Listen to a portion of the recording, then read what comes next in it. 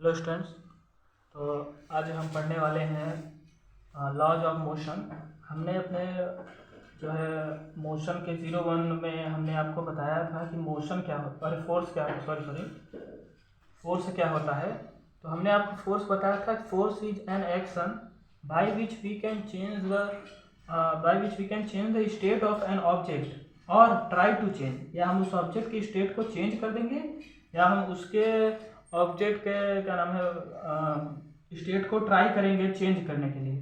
तो चलिए अब फोर्स तो हम जान गए, इस चैप्टर का नाम ही है force and laws of motion. तो फोर्स के बारे में हम इजीली आपको बताया था कि फोर्स क्या होता है, अनबैलेंस फोर्स क्या होता है, बैलेंस फोर्स क्या होता है।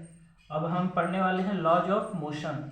देखिए ये इसके टर्मिनोलॉजी से समझिए, laws of motion. Laws of motion मतलब मोशन के नियम, क्या लॉ है, मतलब किस मोशन तो आप जानते हैं कि क्या नाम है the rate of change motion, sorry motion तो आप जानते हैं कि ये इसका जो है स्टेट टाइम के रिस्पेक्ट में चेंज होता रहता है। इसका पोजीशन इसका जो है टाइम के रिस्पेक्ट में चेंज होता रहता है motion.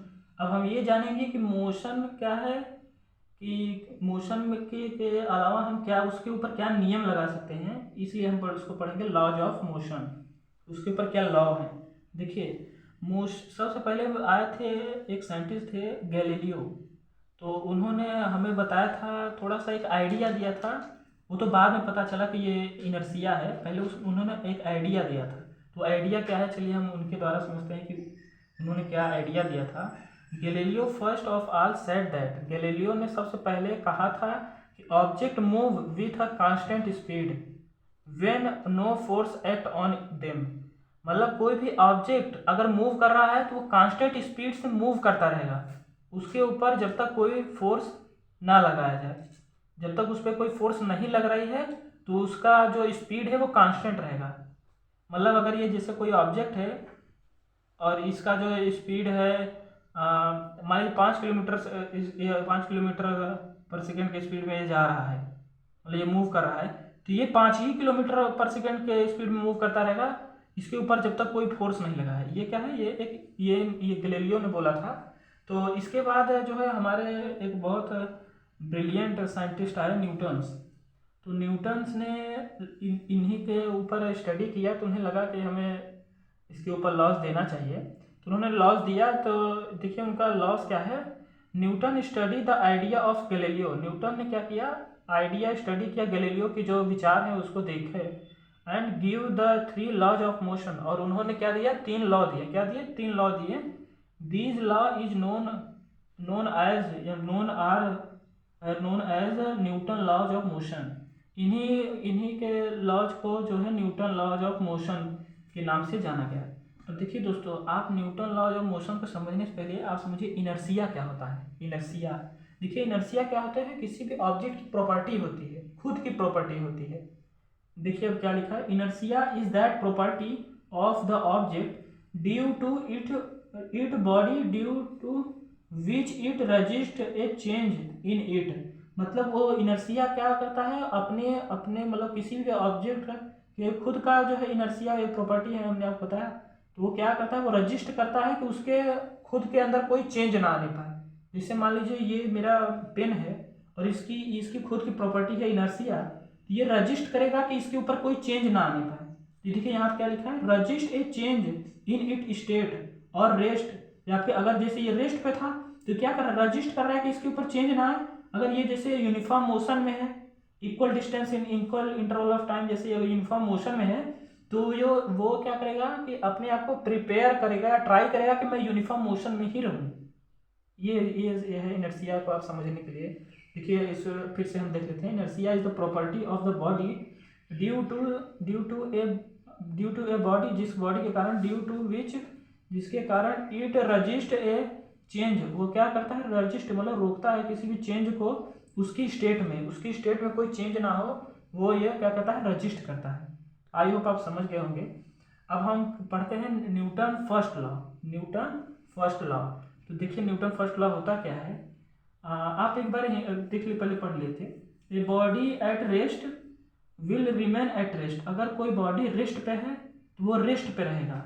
And the body in motion will continue in motion, अगर बॉडी कोई मोशन में है तो वो क्या रहे, कंटिन्यू मोशन में ही रहेगा, इन अ स्ट्रेट लाइन, किसी स्ट्रेट लाइन में, विद अ यूनिफॉर्म स्पीड, मतलब यूनिफॉर्म स्पीड के द्वारा, अनलेस मतलब जब तक उसके ऊपर कोई एक्सटर्नल फोर्स अप्लाई ना हो। दोस्तों तो इसको आप आसानी से समझ सकते हैं, हिंदी में मैं आपको बताना चाहता हूँ कि अगर कोई बॉडी जो है रुकी हुई है तो वो रुकी हुई रहेगी, अगर कोई बॉडी रेस्ट पे है तो इट कंटिन्यूसली इन रेस्ट, और when it in motion then it continuously in motion, whenever the external force applied on it, जब तक उसके ऊपर कोई बाहरी बल ना लगाया जाए। अगर कोई बॉडी रुकी हुई है तो रुकी रहेगी, अगर वो क्या नाम है गति में है तो गति में रहेगी, मोशन में है तो मोशन में रहेगी, जब तक उसके ऊपर कोई बाहरी बल ना लगाया जाए। तो आई होप ये आप समझ गए होंगे Newton first laws of motion. इसके एग्जांपल के लिए दोस्तों हम आपको डेली लाइफ का एग्जांपल लेते हैं। जैसे कि आप कभी बस में ट्रेवल किए होंगे, देखिए क्या लिखा है, a person standing in a moving बस। अगर आप किसी बस पे जो है स्टेट खड़े हैं, जैसे आप स्कूल जाते हैं तो आप अपने बस पे कभी आपको सीट नहीं मिलता है, सीट के लिए तो क्या नाम है मारा मारी तो होता है, सीट आपको नहीं मिलता, आप खड़े रहते हैं।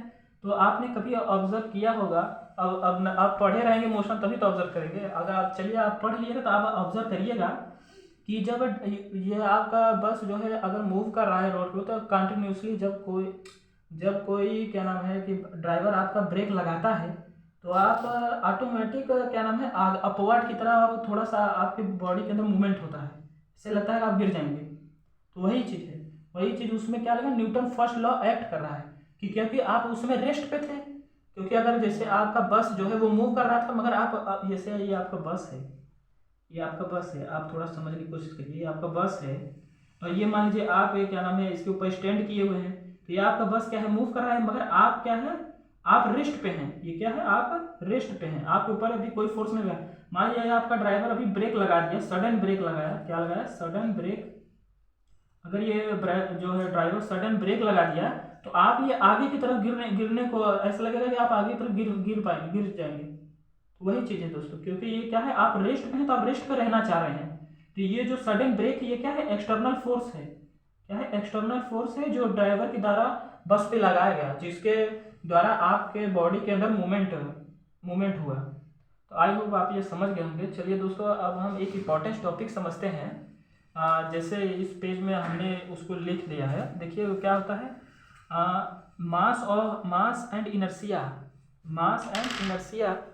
अब चलिए हम ये मास एंड इनर्शिया समझते हैं कि मास एंड इनर्शिया में डिफरेंस क्या होता है। देखिए इनर्शिया तो आप जानते हैं कि ये वह प्रॉपर्टी है जो अपने आप को डिस्टर्ब नहीं करना चाहती है, अगर वो रेस्ट पे है तो रेस्ट पे, अगर यूनिफॉर्म मोशन में है तो यूनिफॉर्म मोशन में। देखिए दोस्तों इनर्शिया को आप मेजर करने के लिए इनर्शिया देखिए लिखा है, inertia of the body is measured by it mass. अगर इनर्शिया ऑफ बॉडी को हम किससे मेजर कर सकते हैं, मास के द्वारा, जिस बॉडी का जितना मास होगा उस बॉडी का उतना इनर्शिया होगा। तो हम ये बोल सकते हैं कि mass inertia is directly proportional to the mass. दोस्तों मुझे लगता है कि आप डायरेक्टली प्रोपोर्शनल का मतलब जानते होंगे तो अच्छी बात है, नहीं जानते हो तो जान लीजिए। डायरेक्टली प्रोपोर्शनल का सिंबल दोस्तों ये होता है, इसका डायरेक्टली प्रोपोर्शनल का मतलब क्या होता है, अगर मान लीजिए ए बॉडी है और ये बी बॉडी है तो इसके अगर ये मान लीजिए ये बढ़ रही है तो ये भी बढ़ेगी, अगर ये घट रही है तो ये भी घटेगी। दोस्तों ये होता है डायरेक्टली प्रोपोर्शनल का मीनिंग्स कि डायरेक्टली प्रोपोर्शनल माने आप समझेंगे क्या। तो चलिए inertia is directly proportional to the mass, मतलब इनर्शिया को अगर बढ़ाएंगे तो क्या होगा, उस बॉडी का मास भी ज़्यादा होगा, मास भी बढ़ेगा। और देखिए this means inertia increase with increase in mass, अगर इनर्शिया इंक्रीज करेगा तो उसका मास भी उसके साथ क्या होगा, इंक्रीज करेगा, अगर इनर्शिया डिक्रीज करेगा तो उसका मास भी डिक्रीज होगा। तो दोस्तों देखिए क्या लिखा है, inertia object will have more inertia than the lighter one, in the other word the natural tendency of the object that resist the change in the state of motion or resist of the object is called inertia। ये वही inertia आपको बताने की कोशिश कर रहे हैं। तो देखिए दोस्तों अब यहाँ क्या है, since a heavy object have more inertia, अगर कोई भारी ऑब्जेक्ट है, क्योंकि अगर कोई भारी ऑब्जेक्ट है उस ऑब्जेक्ट का इनर्शिया भी ज़्यादा होगा, क्या होगा ज़्यादा होगा, ये तो हमने आपको यहाँ अभी बात कर लिया था। thus it is difficult to push on pull, तो ये क्या होगा, ये डिफिकल्ट होगा कि आप उसको पुश कर लें या पुल कर लें easily on the box over the ground than the lighter one. देखिए दोस्तों, अब इसके बाद होगा ये आपको क्या नाम है, मास और इनर्शिया को समझ आया, इसके बीच में रिलेशन क्या है। तो दोस्तों इसके बीच में रिलेशन है डायरेक्टली प्रोपोर्शनल का। अगर ये मास आपका बढ़ रहा है तो इनर्शिया भी आपकी बढ़ेगी। मास भी क्या है, उसकी इंटायर प्रॉपर्टी है किसी भी ऑब्जेक्ट का। इनर्शिया भी क्या है, उसकी इंटायर प्रॉपर्टी है। और देखिए दोस्तों, अब हम आगे बढ़ते हैं। अब हम समझते हैं एक न्यूटन सेकेंड लॉ। समझने से पहले हम आप मोमेंटम समझ लेते हैं, मोमेंटम होता क्या है, क्योंकि न्यूटन सेकेंड लॉ में सारा खेल मोमेंटम का है। तो दोस्तों देखिए, मोमेंटम क्या होता है। Momentum is the power of motion of the object. Momentum क्या है, पावर है मोशन ऑफ द ऑब्जेक्ट। मतलब ये मोमेंटम का एक प्रकार का उसका ऊर्जा है मोशन का। मतलब जितना मोमेंटम होगा उससे उतना अच्छा मोशन होगा। तो देखिए दोस्तों, मोमेंटम को हम डिनोट करते हैं, मोमेंटम को हम क्या करते हैं, sorry, denote denote by P, capital P से दोस्तों हम मोमेंटम को डिनोट करते हैं, कैपिटल पी से। और देखिए मोमेंटम को ये देखिए यहाँ पे हमने लिखा है मोमेंटम मतलब P equal to M into V. देखिए इसका फार्मूला है मोमेंटम का कि P equal to M into V. तो दोस्तों देखिए यहाँ पे जो P है वो मोमेंटम ऑफ द बॉडी है, एंड जो मास M है वो मास ऑफ द बॉडी है, और जो V है वेलोसिटी ऑफ द बॉडी है। आई होप आप मोमेंटम समझ गए होंगे कि it is the power of motion. और मोमेंटम फार्मूला अभी मैंने बता दिया, P equal to M V. ये आप दोस्तों एकदम आपकी जुबान पे होना चाहिए। देखिए दोस्तों, अब चलिए हम इसके यूनिट के बारे में जानते हैं। एसआई यूनिट, तो मास का एसआई यूनिट दोस्तों आप जानते हैं कि इसे इजीली केजी में किया जाता है, इसका स्टैंडर्ड है।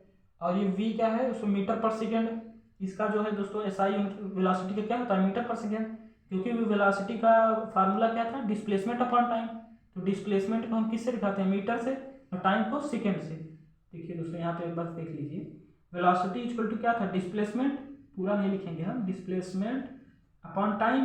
तो दोस्तों डिस्प्लेसमेंट को हम किससे, मीटर से दिखाते थे, और टाइम को सेकेंड से। तो क्या हो जाएगा, मीटर पर सेकेंड। दोस्तों यही यहाँ पे लिखा होगा, मीटर पर सेकेंड। और इसका एसआई यूनिट जो है दोस्तों मोमेंटम का, उसे हम इजीली मतलब दिखा सकते हैं, क्योंकि यहाँ पे इनटू है तो यहाँ डॉट रहेगा। ये केजी डॉट मीटर पर सेकेंड, या फिर केजी मीटर पर सेकेंड। तो आई होप दोस्तों आपको मोमेंटम समझ में आया होगा। तो चलिए अब हम न्यूटन सेकेंड लॉ देखते हैं दोस्तों। चलिए न्यूटन सेकेंड लॉ, ये लीजिए आ गया न्यूटन सेकेंड लॉ। चलिए दोस्तों न्यूटन सेकेंड लॉ हम देखते हैं क्या होता है न्यूटन सेकेंड लॉ। देखिए दोस्तों, न्यूटन सेकेंड लॉ समझने के लिए आप यही एक स्टेटमेंट याद रखिए, क्या है, the rate of change of momentum. देखिए दोस्तों, मैंने बोला था ना मोमेंटम, इसलिए आपको मैंने पहले बता दिया। The rate of change of momentum is directly proportional to the force. जो रेट है किसी भी, देखिए जो रेट है मतलब ये क्या है, rate of change of momentum. अगर किसी मोमेंटम को आगे रेट लग रहा है, तो इसलिए दोस्तों यहाँ पे हमने ये फार्मूला इसका लिखा है P बाई टी। टी का मतलब है रेट, किसी भी ऑब्जेक्ट जैसे आप पढ़े होंगे rate of change of displacement, तो क्या डिस्प्लेसमेंट के नीचे टी लग जाता था। तो यहाँ का rate of change of momentum, तो मोमेंटम को P से दिखाते हैं, तो उसके नीचे टी लगा दिए। Is directly proportional. अब दोस्तों मैंने बताया डायरेक्टली प्रोपोर्शनल का मतलब क्या होता है, इसका साइन ये होता है, is directly proportional to the force. देखिए फोर्स के प्रोपोर्शनल, इसलिए यहाँ फोर्स लिखा है। दोस्तों ये आप इस फार्मूले से ही आप इसकी डिफिनेशन को निकाल सकते हैं। Rate of change of momentum, rate T, rate of change of momentum is directly proportional to the force. I hope आप समझ गए होंगे। देखिए दोस्तों यहाँ पे अब मैं इसका थोड़ा सा आपको डेरिवेशन करा देना चाहता हूँ कि F equal to M into A आता कहाँ से है। तो दोस्तों देखिए ये क्या है, पी सॉरी ये क्या है, F directly proportional to the P by T. और दोस्तों यहाँ पे पी क्या है, पी दोस्तों ये है क्या है, चेंज इन मोमेंटम। क्या है, चेंज इन मोमेंटम दोस्तों क्या है, change in momentum upon time है। तो आइए हम देखते हैं पहले एक चेंज इन मोमेंटम का हम एक निकाल लेते हैं, इसका फार्मूला क्या होता है। देखिए मान लीजिए दोस्तों ये एक ऑब्जेक्ट है ए है, और इसका जो है मास है m है, और ये ऑब्जेक्ट का इनिशियल पॉइंट यहाँ से ये मूव करने वाला है, वो क्या है, u है। u क्या होता है, इनिशियल पोजीशन होता है। तो दोस्तों देखिए ये क्या है, कुछ डिस्टेंस ट्रेवल करके ये ऑब्जेक्ट यहाँ चला गया, वही ऑब्जेक्ट a है, तो उसका मास भी सेम रहेगा, m रहेगा, और ये इसकी फाइनल वेलोसिटी क्या हो गई, v हो गई, अरे सॉरी v हो गई। तो दोस्तों अगर हम इसमें मोमेंट क्या चेंज इन मोमेंटम लगाएं, क्या लगाएं, चेंज इन मोमेंटम, अगर हम इसमें चेंज इन मोमेंटम लगाते हैं तो ये क्या हो जाएगा, M V minus M U, क्योंकि फाइनल से हम इनिशियल को घटाते हैं, फाइनल में से इनिशियल को घटाएंगे, तो क्या हो जाएगा, चेंज इन मोमेंटम क्या आ गया, M V minus M U. तो तो दोस्तों यहाँ पे हम यहाँ पे रख सकते हैं क्या नाम है मोमेंटम, ये पी जो है चेंज इन मोमेंटम था, तो यहाँ पे हम क्या रख सकते हैं M V minus M U. I hope आपको समझ में आ गया। यहाँ पे नीचे क्या लिखा है टी लिखा है। तो दोस्तों F is directly proportional to M V minus M U upon T. तो यहाँ पे दोस्तों देखिए एम इसमें भी इस टर्म में भी है, एम इस टर्म में भी, तो एम को हम कॉमन ले लेते हैं। अगर हम कॉमन ले लेंगे तो क्या हो जाएगा V minus U upon T. तो दोस्तों मुझे लग रहा है कि आपको अब ये आपके माइंड में क्लिक कर रहा होगा कि जो v minus U upon T equal to acceleration. देखिए दोस्तों हमने अपने पिछले वीडियो में एसिलरेशन के बारे में अच्छा खासा बताया था। तो देखिए एसिलेशन ये है, तो यहाँ पर आप एसिलेशन ए लिख सकते हैं जो स्मॉल है, यहाँ m इंटू ए हो जाएगा दोस्तों। अब दोस्तों अगर ये प्रोपोर्शनल दोस्तों कोई भी कांस्ट अगर जैसे प्रोपोर्शनल है वो हटता है दोस्तों तो हमेशा एक कांस्टेंट आता है, तो हम कांस्टेंट को के मान के हम सॉल्व करते हैं। देखिए एफ इज अगर यहाँ प्रोपोर्शनल हटेगा तो इक्वल का साइन आएगा और एक कांस्टेंट लग जाएगा के, और यह क्या हो जाएगा m इंटू ए। तो दोस्तों ये आपका फार्मूला होता है जो कि के को हम ये क्या नाम है निगलेक्ट कर देते हैं। निगलेक्ट अगर हम इस के को निगलेक्ट कर देंगे क्योंकि ये कांस्टेंट है क्या नाम है, तो ये क्या हो जाएगा F equal to M into A. तो दोस्तों ये है आपका जो फोर्स का फार्मूला होता है F equal to M into A. दोस्तों ये फार्मूला बहुत इंपॉर्टेंट है, आगे की क्लास में भी आगे की आप स्टडी करने जाएंगे हायर एजुकेशन उसमें भी ये फार्मूला आपको देखने को मिलेगा। तो दोस्तों चलिए हम इसमें लिख लेते हैं एफ। दोस्तों यहाँ पर क्या है फोर्स है। देखिए दोस्तों आप कभी भी फार्मूला लिखें तो उसके जो ये यूनिट है उसके जो ये टर्म है उनका मतलब फिर लिखते हैं। जैसे ये एफ की जगह फोर्स है, एम की जगह क्या है दोस्तों मास है, एम की जगह मास, ए की जगह क्या है दोस्तों एसिलरेशन है। आई होप मेरी बातें आप समझ रहे होंगे, एसिलेशन है। दोस्तों चलिए हम इसकी एसआई यूनिट निकाल लेते हैं क्योंकि एसआई यूनिट आपको जानना बहुत जरूरी है, पेपर में आ जाता है। देखिए एसआई यूनिट अगर हम फोर्स का निकाल, देखिए अगर आपको फार्मूला याद है तो आप एसआई यूनिट उसके फार्मूले से निकाल सकते हैं। जैसे एम इंटू ए होता है दोस्तों, तो मास को एसआई यूनिट क्या होता है केजी होता है, और ये डॉट करिए डॉट लगा दीजिएगा। एसिलेशन क्या होता है मीटर पर सेकेंड स्क्वायर होता है, एसिलरेशन का मीटर पर सेकेंड स्क्वायर होता है क्योंकि दोस्तों acceleration equal to rate of change of velocity upon time. तो वेलोसिटी का दोस्तों क्या होता है मीटर पर सेकेंड, नीचे भी सेकेंड है तो ये सेकेंड ऊपर चला जाएगा तो क्या जो मीटर पर सेकेंड स्क्वायर हो जाएगा। तो यही दोस्तों मीटर पर सेकेंड स्क्वायर, इसका जो है आप इसको एक तरह 100% केजी मीटर पर सेकेंड स्क्वायर, ये है इसका क्या नाम है एसआई यूनिट है। तो आई होप दोस्तों आपको ये इजीली समझ में आ गया होगा न्यूटन सेकेंड लॉ होता क्या है। तो चलिए अब हम पढ़ते हैं Newton third law. Newton third law के लिए यहाँ पे एक स्टेटमेंट दिया गया है, ये बहुत इंपॉर्टेंट, सब ये तो सबकी जुबान पे होता है। एवरी एक्शन है इक्वल एंड अपोजिट रिएक्शन। तो दोस्तों इसको समझने के लिए हम एक एग्जांपल लेते हैं। मान लीजिए ये वॉल है, ये क्या है देखिए वॉल ऑफ हाउस लिख दिया है मैंने पहले से ही। ये क्या है वॉल ऑफ हाउस है, और ये दोस्तों मान लीजिए आप हैं जो कि आप ऊट पटांग सोचते रहते हैं, ये आप हैं और आप इसके ऊपर फोर्स लगा रहे हैं। देखिए force exerted by the man, ये आप हैं, आपका जो भी नाम हो आप समझ लीजिएगा, बाय द मैन। तो ये क्या है आप क्या कर रहे हैं उसके ऊपर एक्शन कर रहे हैं, और बट ये जो ये वॉल है ये जितना फोर्स आप इस वॉल पे देंगे वो वॉल उतना फोर्स जो है आपके ऊपर एग्जर्ट करेगा। तो देखिए force exerted by the wall वो क्या होगा रिएक्शन होगा। तो आई होप दोस्तों आपको ये क्या नाम एक्शन रिएक्शन का कॉन्सेप्ट समझ में आया होगा। तो चलिए एक बार हम दोबारा देख लेते हैं कि आज हमने पढ़ा क्या है। देखिए दोस्तों हमने सबसे पहले जाना कि लॉज ऑफ मोशन क्या होता है, जिसमें हमने गैलीलियो का स्टेटमेंट देखा कि उन्होंने ऊपर से उनका बताने का मतलब था इनर्शिया, जिसने उन्होंने बोला स्पीड जो है कांस्टेंट होता है। और देखिए दोस्तों क्या है अब उसके बाद हमने पढ़ा न्यूटन लॉज ऑफ मोशन पढ़ा। तो दोस्तों ये न्यूटन लॉज ऑफ मोशन आप एकदम आप कंठस्थ रहना चाहिए क्योंकि आप एकदम याद रहना चाहिए क्योंकि it is very important to know that. देखिए दोस्तों इनर्शिया हमने आपको पढ़ा, ये क्या नाम किसी भी ऑब्जेक्ट की खुद की प्रॉपर्टी होती है और ये रजिस्ट करता है अपने अंदर के किसी भी मोशन को, क्योंकि ये स्टेबल रहना चाह रहा है। अगर मूविंग है तो वो मूविंग रहना चाह रहा है, मेरा कहने का मतलब ये है। अब देखिए अब न्यूटन फर्स्ट लॉ हो गया। अब देखिए दोस्तों अब इसके एग्जाम्पल हमने आपको बता दिया था।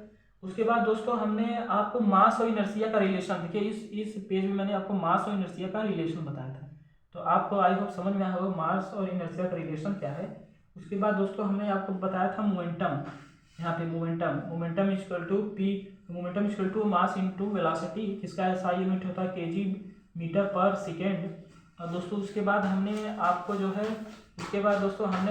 है बताया कि Newton second law, Newton second law क्या होता है, जो कि rate of change of momentum is directly proportional to the force, ये हमने बताया, उसका डेरिवेशन हमने आपको कराया। और उसके बाद उस डेरिवेशन से हमें ये एक और फार्मूला मिला जिस जो ये है कि F equal to M into A, और इसकी एसआई यूनिट जो है दोस्तों मास, जिसकी एसआई यूनिट हमने आसानी से निकाला था कि F इक्वल टू मास, मास को हमने केजीज दिखाया था, एक्सीलरेशन को हमने मीटर पर सेकेंड स्क्वायर से दिखाया था।